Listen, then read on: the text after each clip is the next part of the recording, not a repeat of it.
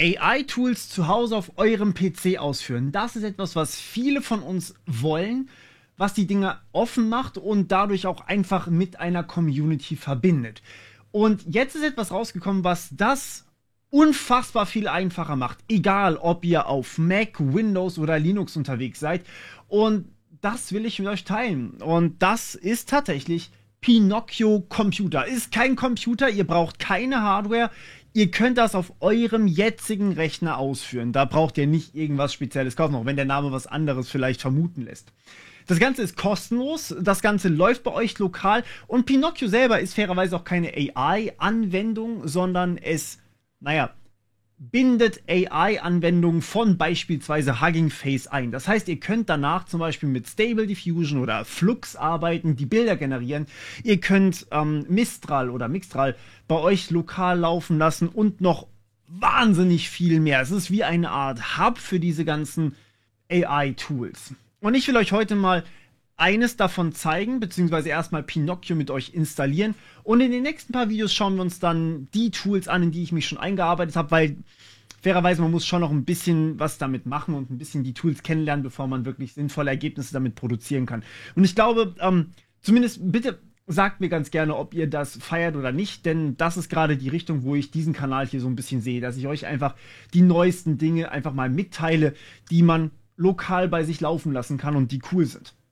Weil fairerweise zum Coden benutzen die allermeisten einfach nur noch ChatGPT und warum braucht ihr mich da? Okay, genau, also einmal Pinocchio Computer. Ich habe hier einen Mix aus einer Präsentation und ich zeige euch das live vorbereitet. Dementsprechend gehen wir erstmal durch. Das Ganze ist, wie ich schon gesagt habe, ein Open-Source-System, also eine Art Loader, der von extern diese AI-Tools bei euch laufen lässt. Pinocchio findet ihr auf GitHub, ihr könnt da einfach mal reingucken. Dort findet ihr dann aber auch die Releases, die verlinke ich euch unten. Von dort könnt ihr dann das runterladen, was ihr für die Installation braucht. Pinocchio sieht dann innen drin erstmal ungefähr so aus. Das heißt, ihr habt dort eine Art Hub. Und vielleicht sagt dem einen oder anderen von euch Comfy UI was. Das ist etwas, was ich persönlich sehr, sehr viel nutze, zum Beispiel Bilder generieren. Man kann mittlerweile aber sogar Videos über Comfy UI zusammenbauen, wenn man die richtigen Modelle nimmt. Und da gibt es wahnsinnig viel, was man tun kann. Aber ja, wir benutzen das so ein bisschen als erstmal gucken, dass es funktioniert. Und Comfy UI an sich ist so komplex, da muss ich ein separates Video auf jeden Fall dazu machen.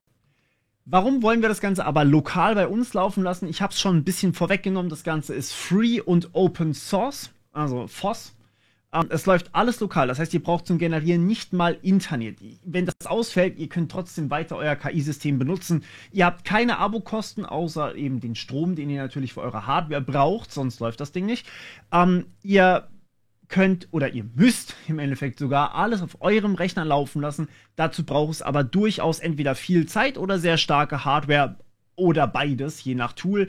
Wenn ihr aber sensible Daten habt, dann ist das erstmal kein Drama. Ihr könnt die tatsächlich einfach da reingeben und dadurch, dass sie ja euer System nicht verlassen, in den allermeisten Fällen, ist das normalerweise auch problemlos machbar. Sprich, ihr könnt Bilder generieren, die vielleicht mit eurem Bild entstanden sind, auch wenn ihr eure Bilder nicht im Internet haben wollt. Ihr könnt, wenn ihr Zweifel habt, einfach sogar den Stecker ziehen und dann könnt ihr klar das Modell nicht mehr updaten. Ihr könnt keine neuen Modelle mehr aus dem Internet runterladen oder sowas, aber ihr könnt dann nach wie vor das, was ihr auf dem Rechner habt, tatsächlich mit euren Daten füttern. Das könnt ihr super gerne ausprobieren. Wie gesagt, ihr könnt darin sehr, sehr viele verschiedene KI-Modelle ausführen und sie teilweise eben auch fein trainieren mit euren Daten, was super hilfreich ist, wenn ihr beispielsweise sensible Unternehmensdaten habt oder auch sensible Daten von euch, ja, also Fotodaten zum Beispiel, und ihr wollt aber trotzdem einen Fotogenerator bauen, dann könnt ihr diese Tools damit fein trainieren. Zum Beispiel in LoRa fein trainieren, auf euren Bildern basierend. Das finde ich sehr, sehr hilfreich. Ihr könnt die Plattform so wie ihr wollt erweitern. Wie gesagt, das Ding ist Open Source. Und Pinocchio selber übernimmt im Endeffekt Versionsverwaltung, Python-Paketverwaltung, Containerizing und all diese anderen Sachen. Das heißt, ihr müsst euch da keine Sorgen drum machen, dass irgendwelche Versionen plötzlich einen Clinch haben und irgendwas läuft nicht mehr.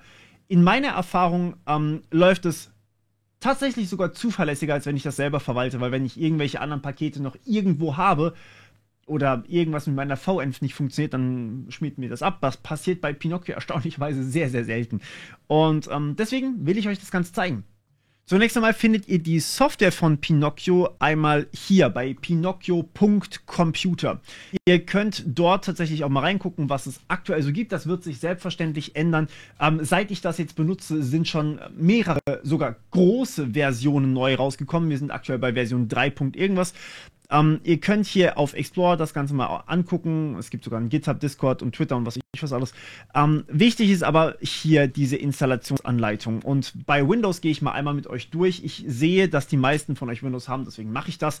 Unter Linux, ja, da wäre das relativ langweilig. Ihr findet zum Beispiel in den Arch-User-Repositories das Ganze unter pinocchio-bin. Das heißt, ihr könnt das einfach installieren. Und für die anderen Linux-Distributionen, also die nicht gerade Arch oder Manjaro benutzen, ihr habt hier deb-Pakete.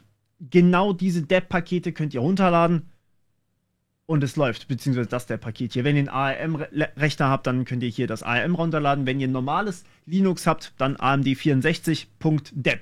RPM für die Exoten. Und genau, für die Leute, die Windows haben, ihr braucht die Win32.zip. Und für die Leute, die Mac haben, ihr braucht, und da müsst ihr einmal kurz unterscheiden, entweder Darwin ARM64.zip, falls ihr einen M1, M2 oder M3 oder M4 Prozessor habt, also die ARM-Prozessoren von Mac, also diese M-Prozessoren, oder falls ihr noch ein Intel MacBook habt, dann hier das Intel runterladen. So, und damit sind die alle erklärt. Je nachdem, was ihr für ein System habt, ladet ihr bitte einfach genau die passende Datei runter. Das sieht dann so aus, ihr bekommt eine ZIP-Datei, die könnt ihr extrahieren, einfach Rechtsklick und dann alle extrahieren und let's go. Und hier drin ist dann eure passende, in meinem Fall .exe-Datei, weil ich gerade unter Windows bin. Unter Linux, wie gesagt, da würde ich es direkt über die Paketquellen machen, aber so kann ich euch ein bisschen mehr zeigen.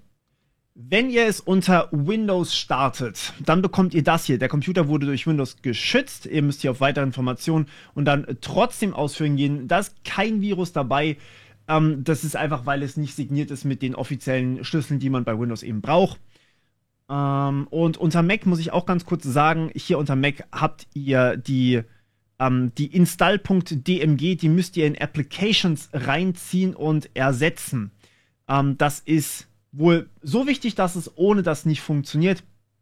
Das ist einfach, weil es nicht im Apple App Store aktuell ist. Deswegen müsst ihr wohl die installierte Pinocchio.app auf Sentinel draufziehen. Was auch immer das heißen mag, das darf mir gerne jemand, der ein Mac-User ist, erklären in den Kommentaren.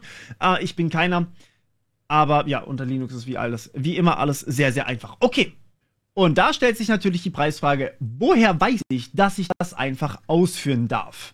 Da kommen wir zu unserem heutigen Partner ESET. ESET ist ein Software-Security-Anbieter mit einer All-in-One-Lösung. Wenn ich beispielsweise irgendein System von Familie oder sowas verwalten muss und dort einfach was Sicheres drauf machen soll, dann weiß ich, wo ich hin muss. ESET ist ein europäischer Anbieter, der nicht nur einfachen Virenschutz anbietet, gleichzeitig Echtzeiterkennung und das, was ihr im Browser tut und das, was ihr in den E-Mails bekommt beispielsweise, sondern eben auch eine Firewall, einen Passwortmanager und noch wahnsinnig viel mehr. Und das macht es halt zu einer sehr, sehr komfortablen, automatischen Lösung für mich, die ich beispielsweise meiner Mom drauf machen kann. Ja, ich weiß, ihr habt wahrscheinlich euer Brain, das ihr einfach einsetzen könnt und sagen könnt, das ist Phishing.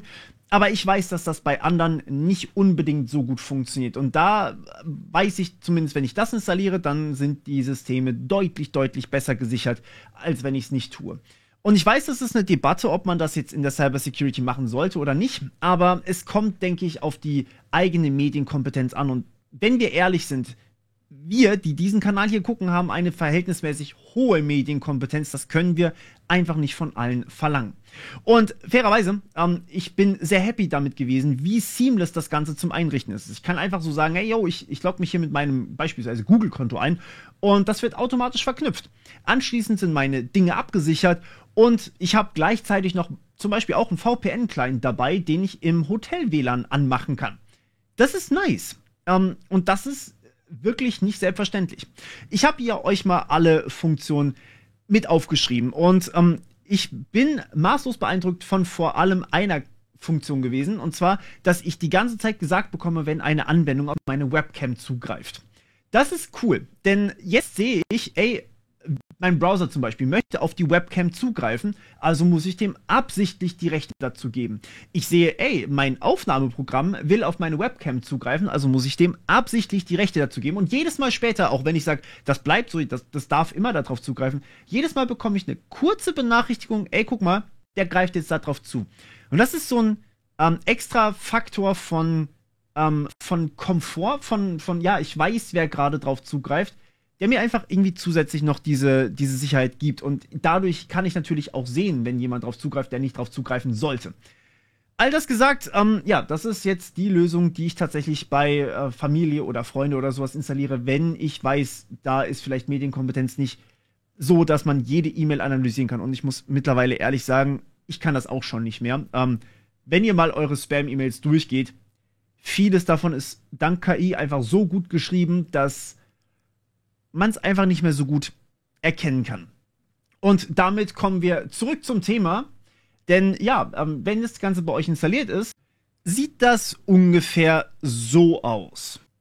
Ich sehe diese beiden hier, weil ich die schon mal verwendet habe. Die sind beide nicht am Laufen und ich kann über Discover beispielsweise noch sehr viel mehr installieren. Ich mache jetzt eine Sache mit euch und zwar wir löschen den gesamten Ordner für Comfy UI und das dauert ein bisschen, der ist 30 GB groß und wir löschen danach noch Flux Gym und dann fangen wir gemeinsam dann neu an.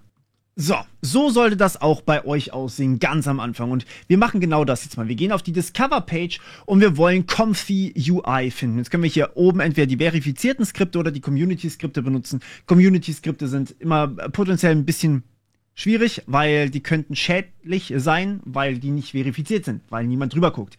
Deswegen bleiben wir hier bei den verifizierten Skripten und switchen einmal hier kurz mit meinem Face darüber.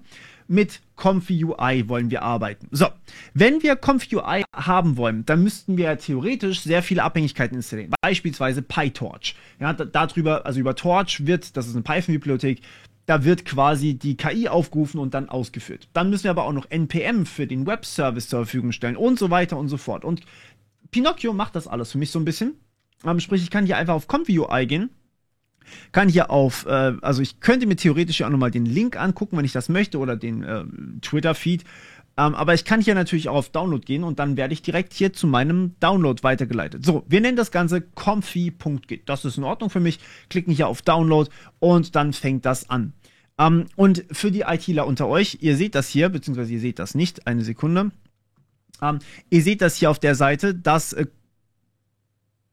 erstmal Conda gestartet wurde, das ging zu schnell. Ja, genau. Also im Hintergrund läuft dann Conda durch. Das ist so ein Python-Ding sozusagen, um die Anwendungen zu verwalten, beziehungsweise die einzelnen Pakete zu verwalten. Und ihr habt ja auch noch die Möglichkeit, das Ganze zu customizen. So, da will ich einmal kurz mit euch drüber reden, denn das ist wichtig. Das sind die quasi Konfigurationsoptionen.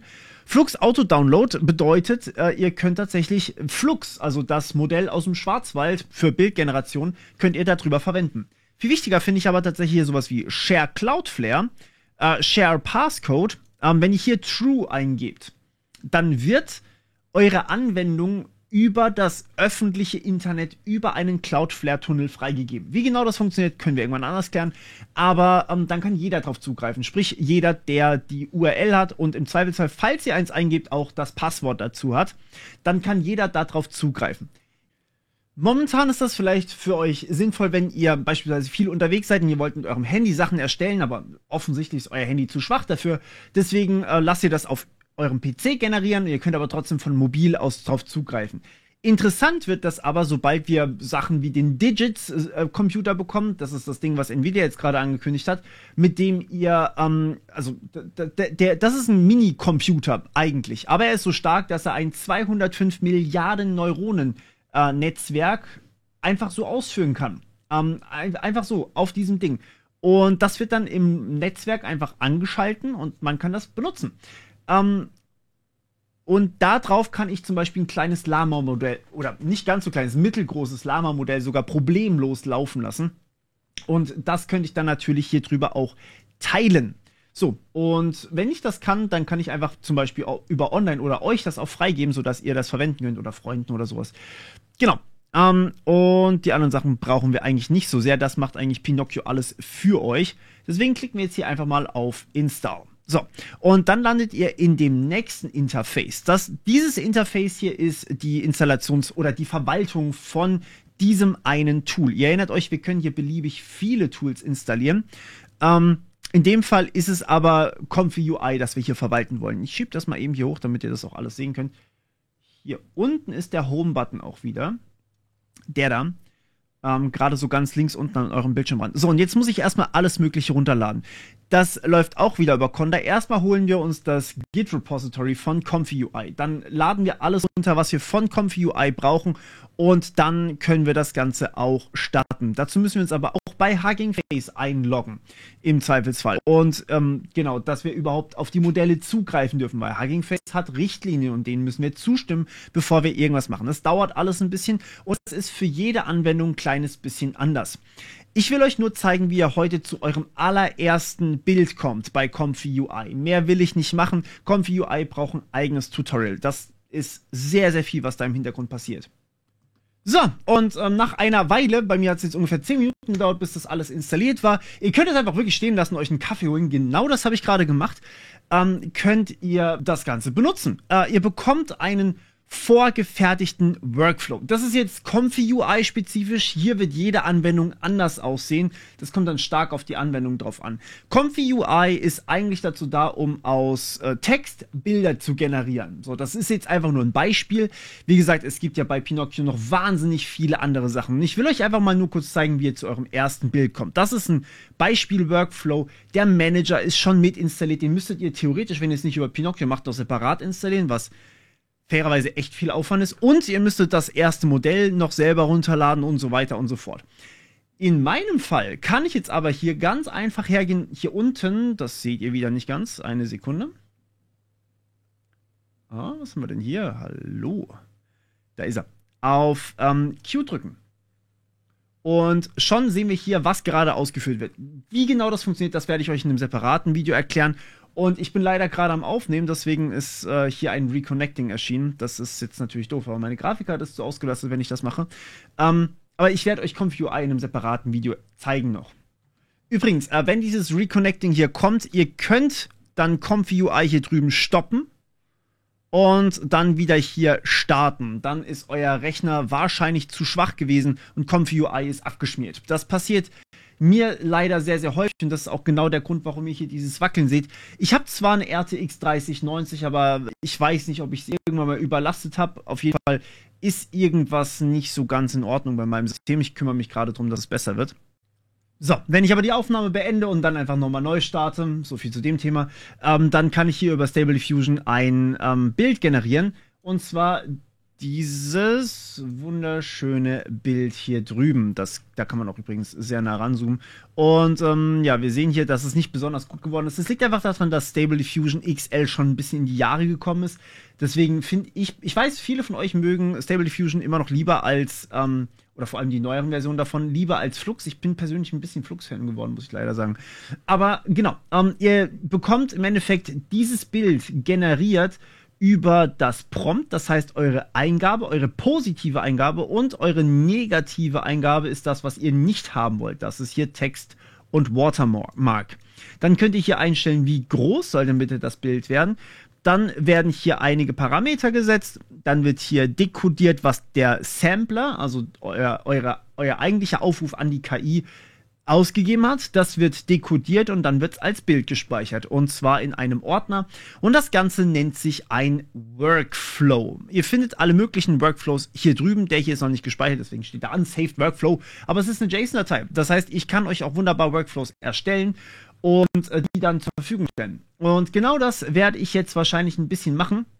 Zumindest wenn ich euch mal eine Einführung in Comfy UI gebe. Und ja, deswegen dürft ihr mir jetzt gerne sagen, was ihr alles damit generieren wollt, damit ich da mir auch so ein bisschen Inspiration holen kann. Und genau, dann war es das eigentlich von meiner Seite schon wieder. Wie gesagt, es gibt auf Pinocchio. Übrigens, wenn ihr das Ganze jetzt startet, kommt ihr hier auf die Hauptseite. Das ist Pinocchio jetzt und ihr könnt es auch wieder hier stoppen, hier drüber verwalten. Aber über die Discover-Page, es gibt noch wahnsinnig viel mehr und da kommen so viele neue Tools dazu. Und ich will euch tatsächlich die Sachen zeigen, die wirklich Relevanz haben und die wirklich was Cooles können, damit ihr auch einfach up-to-date seid mit dem, was Open Source eigentlich auf dem Markt ist, mit mächtigen KI-Tools. Und ja, dann dürft ihr mir einfach mal gerne sagen, was ihr dazu meint, was wir vielleicht auch noch testen können und Empfehlungen von euch. Und vielleicht auch außerhalb vom KI-Bereich könnt ihr mir auch super gerne was sagen. Ich glaube, nur hier passiert gerade die meiste Entwicklung, weswegen ich darüber so viel berichte, während bei anderen Sachen passiert einfach derzeit nicht so viel. Schreibt mir und wir hören uns beim nächsten Mal wieder. Bis dann, ciao.